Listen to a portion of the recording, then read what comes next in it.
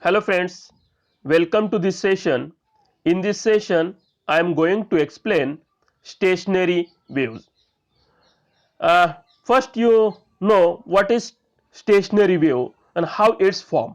Okay, friend, we know when two waves moving in moving or traveling in opposite direction, each waves having same amplitude and frequency, their resultant waves is formed.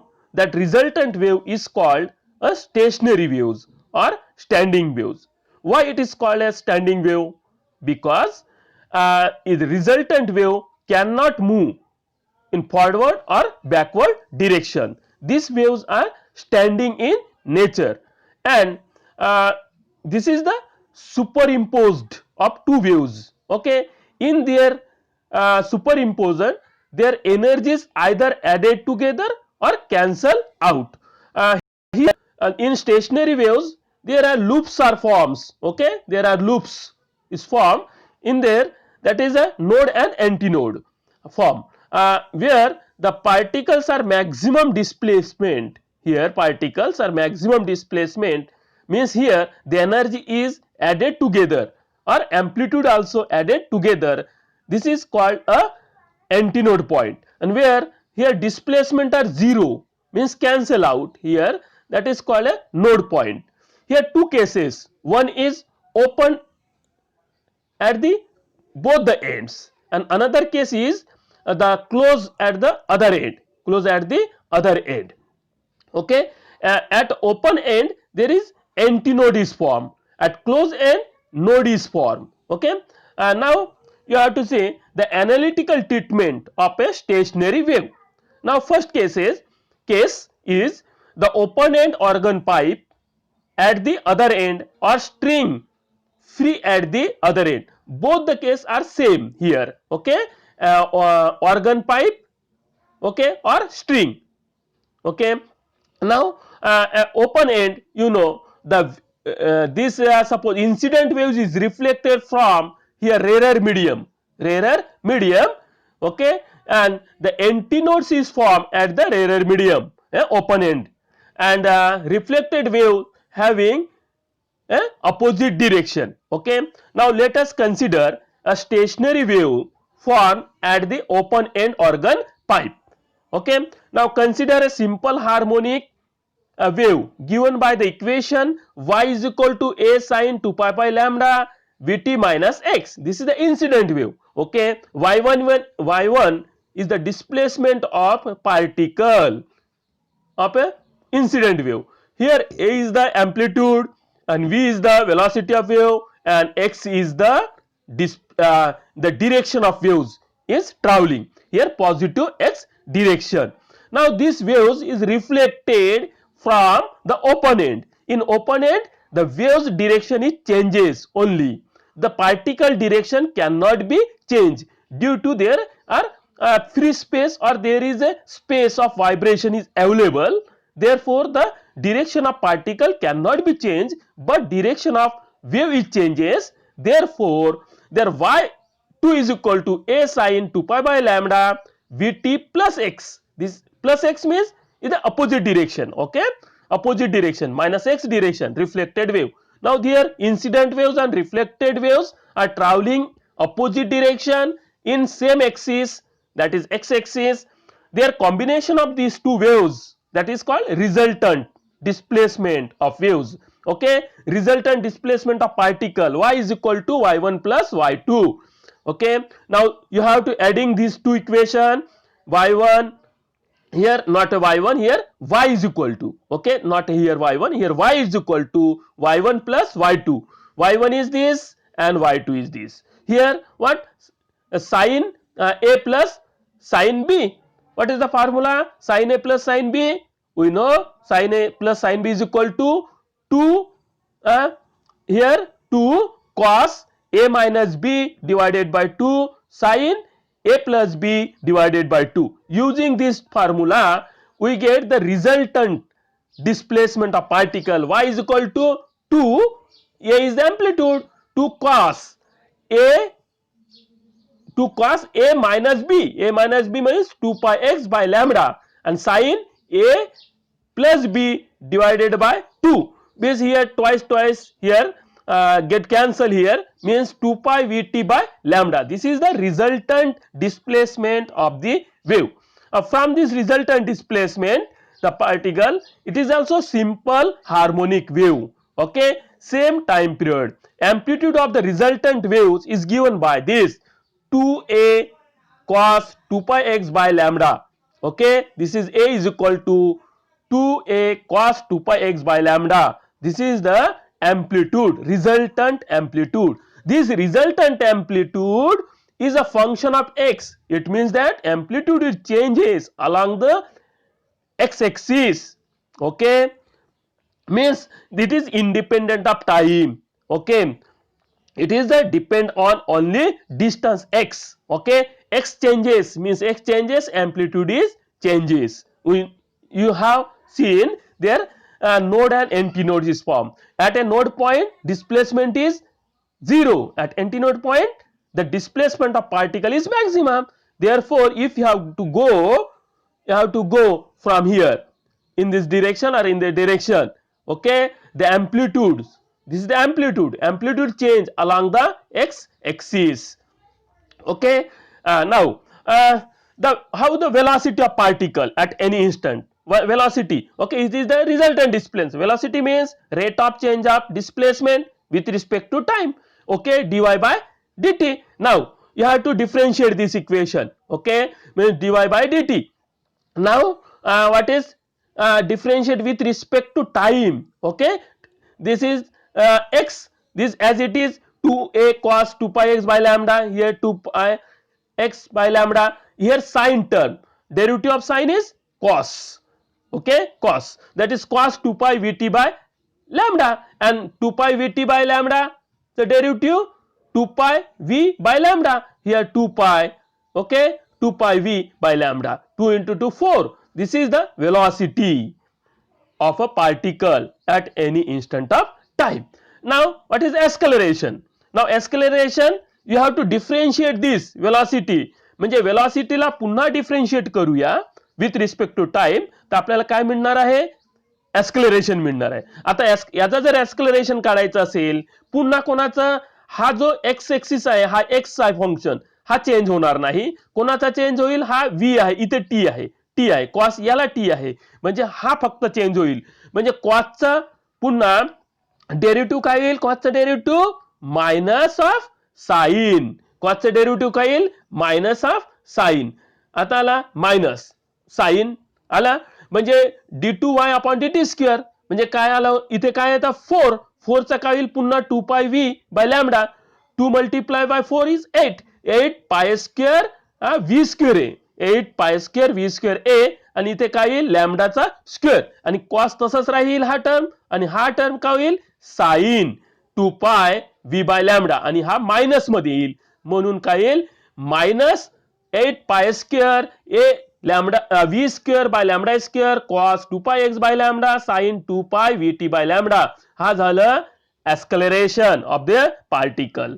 Now the strain or compress. आता वेव्हचा compress करायचा आहे. Wave कोणत्या एक्सिसला travelling होत होता?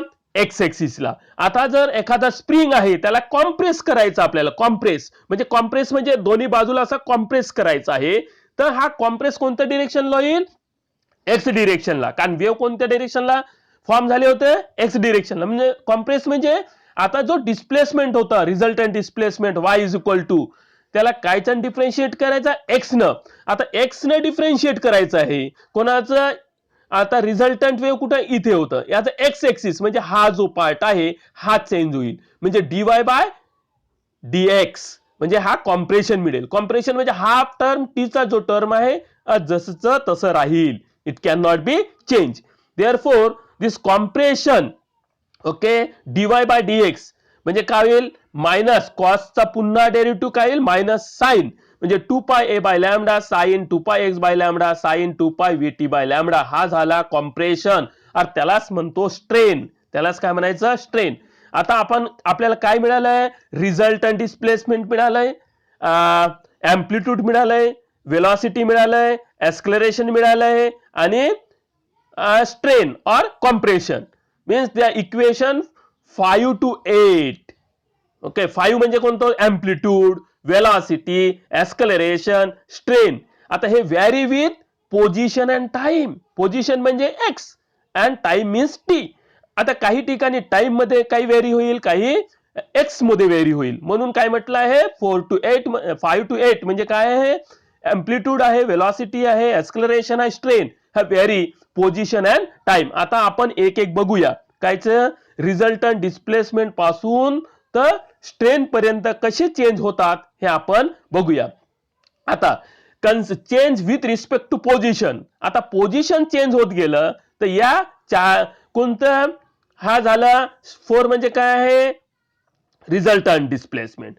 5 equation काय resultant amplitude आणि हा acceleration हे वेलॉसिटी आणि हा स्ट्रेन म्हणजे 4 to 8. Okay this can change with respect to position. आता पोझिशन म्हणजे काय आहे एक्स कंपोनंट. ओके आता साइन 2πx बाय लॅम्बडा आणि कॉस 2πx बाय लॅम्बडा. आता दोन पोझिशन येतात साइन टर्म आणि कॉस टर्म.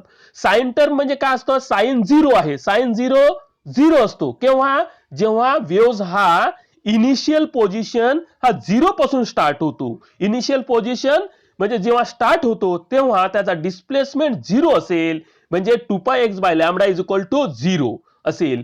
तेव्हा कॉसची व्हॅल्यू काय असेल plus minus 1. Cos 0 is plus minus 1 असेल.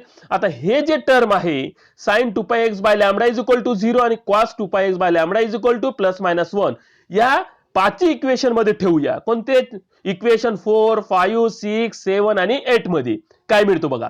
Resultant displacement y is equal to काय आहे रिझल्टंट डिस्प्लेसमेंट. हे रिझल्टंट डिस्प्लेसमेंट आहे. याच्यामध्ये कोणता टर्म साइन 2πx आहे का नाही आहे. कॉस 2πx बाय लॅम्बडा आहे का कॉस 2πx बाय लॅम्बडा आहे. त्याच्यामध्ये काय प्लस मायनस 1 म्हणजे हा जो टर्म आहे हा प्लस मायनस 1 येईल म्हणजे y is equal to plus minus 2 एक कॉस 2π कोणता हा प्लस मायनस 1 आला म्हणजे हा जसा तसं राहील sine 2π vt by lambda. Okay म्हणजे आपला हा झालं डिस्प्लेसमेंट मिळालं. एम्प्लिट्यूड मध्ये काय आहे हा कॉस टर्म आहे म्हणजे हा कॉस पाय किती 2πx by lambda is equal to किती प्लस मायनस 1 घेतलं तर काय होईल a is equal to 2a. a is equal to 2a हा म्हणजे मॅक्झिमम डिस्प्लेसमेंट मिळालं पार्टिकलचा म्हणजे प्लस मायनस 2a. ओके आणि वेलॉसिटी कुठे आहे वेलॉसिटी हा वेलॉसिटीचा टर्म आहे. वेलॉसिटी मध्ये ठेवून बघा किती sine 2πx by lambda is equal to 0 आणि cos 2πx by lambda is equal to plus minus 1. काही वेलॉसिटी मध्ये जर ठेवलं तर किती येईल हा प्लस मायनस हा 4 हा कॉस 2π vt हा टर्म तसं राहील. हा कॉस टर्म काय राहील प्लस मायनस 1. ओके आता एक्सलरेशन बघूया. एक्सलरेशन मध्ये ठेवाया हे मिळेल आपल्याला. पुन्हा स्ट्रेन मध्ये बघितलं तर हा स्ट्रेन मध्ये साइन टर्म आलेला आहे. साइन टर्म 2πx साइनचा 0 आहे म्हणजे 0 आहे स्ट्रेन 0. आता स्ट्रेन 0 आणि एम्प्लिट्यूड मॅक्झिमम. एम्प्लिट्यूड मॅक्झिमम कुठे असतो at antinode point. Means at antinode point these are the position corresponding to antinodes आणि एंटीनोड मध्ये स्ट्रेन म्हणजे कॉम्प्रेशन किती असेल 0. Okay at antinode point compression किती असेल 0. आता आपण काय घेतलं होतं जे टर्म 0 घेतलं होतं का sine term. Okay sine 2πx by lambda is equal to 0 आणि cos 2π vt x by lambda is equal plus minus 1. पण आपण 0 ची टर्म घेतलं की आपल्याला इझी जाईल सॉल्व्ह करणं म्हणून sine 2πx by lambda is equal to 0. आता साइन 0 केव्हा असतो साइन 0 0 साइन किती pi is equal to 0 sine 2π is equal to 0 sine 3π is equal to 0 हे 0 चे व्हॅल्यूज आहेत म्हणून sine m pi is equal to 0. m म्हणजे 0 1 2 3 4 डॅश डॅश डॅश. ओके कारण sine pi is equal to 0 m pi. Therefore this आता sine हा m पायच्या जागी काय आहे 2πx by lambda 2πx by lambda आणि दिस इज इक्वल टू m पाय. Okay this is a m पाय म्हणजे याच्यावरून x इज इक्वल टू किती आला m पाय बाय 2 म्हणजे x इज इक्वल टू किती आता हा x is equal to m ची व्हॅल्यू ठेवा 0 ठेवला तर 0 m is equal to 1 pi by 2 m is equal to 2 किती होईल 2 गेट कॅन्सल म्हणजे हे किती पाय. Okay here one term is missing here. Okay इथे इथे इथे लॅमडा असायला पाहिजे होता, इथे लॅमडा लिहिलेला नाही आहे. ओके हा जो लॅमडा आहे हा लॅमडा इथला सुटला आहे, इथे लॅमडा असेल. ओके लॅमडा म्हणून इथे लॅमडा दिसत नाही तुम्हाला, लिहिण्यात तिथे चुकलेलं आहे. इथे लॅमडा असेल हवं, काय हवं lambda. S is equal to m pi lambda by 2 असेल पाहिजे. ओके म्हणजे 0 पाय बाय 2 आणि इथे लॅमडा. ओके याच्यावरून काय दिसत आहे आपल्याला, हा जो पॉइंट आहे दिस इज द एंटीनोड्स पॉइंट. आता हे एंटीनोड मधले हे जर आपण या दोनचा डिफरन्स या कॉन्झिक्युटिव्ह दोन्ही व्हॅल्यूचा डिफरन्स घेतलं तर काय होईल, that is lambda by 2. Means antinodes are equidistance and they are separated by lambda by 2 at x is equal to 0 position. म्हणजे interface at a open end. Open end मध्ये काय मिळेल आपल्याला, always antinodes are formed. The free end organ pipe corresponding to an antinodes. Okay हा एक झाला position. आता समजा आपण दुसरा पोझिशन बघितलं, कन्सिडर द पोझिशन वेअर. आता दुसरा मेथड कसा पोझिशन, आता sine 2 pi x by lambda plus minus 1 घेऊ आणि cos 2 pi x by lambda is equal to 0. म्हणजे सुरुवातीला पार्टिकलची डिस्प्लेसमेंट हा मॅक्झिमम असेल. मॅक्झिमम केव्हा असेल, sine pi is equal to plus minus 1 आणि कॉस पाय ची कॉस पाय बाय 2 नाही साइन पाय बाय 2, साइन पाय म्हणजे 90 अँगल, साइन 90 अँगलच्या वेळी किती येईल प्लस मायनस 1. ओके म्हणजे सुरुवातीलाच पार्टिकलची डिस्प्लेसमेंट आहे म्हणून साइनची प्लस मायनस 1 आला, कॉसची 0 येईल. ओके दिस व्हॅल्यूज हा सबस्टिट्यूट करूया from equation 4 to 8. I have to written here. This is the resultant displacement, amplitude, velocity, acceleration आणि strain. You have to substitute these values, this equation. एक एक substitute करा. आता y is equal to किती, हा y चा displacement. आता y is equal to हा कॉस कायला एक्स टर्म कोणता आलेला इथे कॉस चालाय, cos 2 pi x by lambda x term म्हणजे 0 आहे. अरे वा, डिस्प्लेसमेंट इज इक्वल टू 0. पार्टिकलची रिझल्टंट डिस्प्लेसमेंट आहे 0 आहे. आता एम्प्लिट्यूडचा एक्स टर्म कोणता कॉस, कॉसचा किती आहे एक्स टर्म 0 म्हणजे amplitude also 0. Okay x term बघायचं कारण आपण कोणतं टर्म करत आहोत एक्स टर्म. याच्यामध्ये एक्स टर्म कोणता आहे, हा cos x term. Cos x term किती आहे 0 म्हणजे कोणता आपला वेलॉसिटी 0 आलं, एक्सेलरेशन 0 आलं. ओके आता हे काय स्ट्रेन और कॉम्प्रेशन. कॉम्प्रेशनचा एक्स टर्म कोणता आहे साइनचा आहे, हे साइनचा व्हॅल्यूज आहे. ओके साइन बट साइनचा प्लस मायनस 1 म्हणजे स्ट्रेन मध्ये प्लस मायनस हा मॅक्झिमम व्हॅल्यू येईल. म्हणजे हे जे आपण बघितलं काय काय आलं, रिझल्टंट डिस्प्लेसमेंट 0 आलं, एम्प्लिट्यूड 0 आलं, वेलॉसिटी 0 आलं, एक्सेलरेशन 0 आलं, बट स्ट्रेन इज मॅक्झिमम. आता स्ट्रेन मॅक्झिमम कुठे असेल, स्ट्रेनची मॅक्झिमम कुठे असेल at node point. Node point मध्ये पार्टिकलची डिस्प्लेसमेंट 0 असतं. पार्टिकलची डिस्प्लेसमेंट 0 आहे. पार्टिकलचे डिस्प्लेसमेंट 0 आहे म्हणजे एम्प्लिट्यूड ऑलवेज 0, वेलॉसिटी सुद्धा 0, एक्सेलरेशन सुद्धा 0, फक्त त्याच्यात strain is maximum. Means at node point strain is maximum. Okay now आता 0 टर्म कोणता घेतला होता कॉस टर्म म्हणजे cos 2 pi x by lambda is equal to 0. आता कॉस केव्हा 0 असतो, कॉस 90 मध्ये 0 असतो म्हणजे पाय बाय 2. ओके पाय बाय 2 मध्ये 0 म्हणून आता odd and half multiple of पाय, त्याला काय म्हणायचं odd and half multiple of पाय. ओके इज इक्वल टू 0 म्हणजे काय त्याला लिहायचं cos 2m plus 1 pi by 2, हा हाफ पाय बाय 2 आणि हा odd term odd 2m plus 1. आता m is equal to 0 put केलं तर 1 म्हणजे odd number, m is equal to 1 put केलं तर 3 odd number, n is equal 2 put केलं तर 4 5 ऑड नंबर. हा ऑड नंबर देतो आणि हा पाय बाय 2 देतो. ऑड अँड हाफ मल्टिपल म्हणतात त्याला, तेव्हा कॉसची व्हॅल्यू 0 असतो. ओके याच्यावरून काय आहे, हा याचा 2 pi x by lambda 2 pi x by lambda आणि 2m प्लस 1 पाय बाय 2 इथे लिहिलं. ओके याच्यावरून हा x ची व्हॅल्यू आलं. त्याच्यावरून आता m ची व्हॅल्यू सबस्टिट्यूट करा.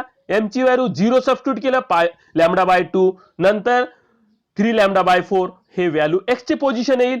म्हणजे हा thus the nodes are also equidistance and separated by किती डिस्टन्स, या सुरुवातीला किती डिस्टन्स आहे लॅम्बडा बाय 2, या दोन्हीचा डिफरन्स काढला तरी लॅम्बडा बाय 4, या दोन्हीचा डिफरन्स काढला तरी लॅम्बडा बाय 2 येतो. ओके, हा लॅम्बडा बाय 4 म्हणजे हा सुरुवातीपासून डिस्टन्स, आणि या दोन्हीचा डिफरन्स म्हणजे किती आहे lambda by 2.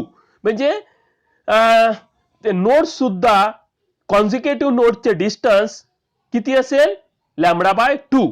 Okay okay, there is node and node and antinodes are form.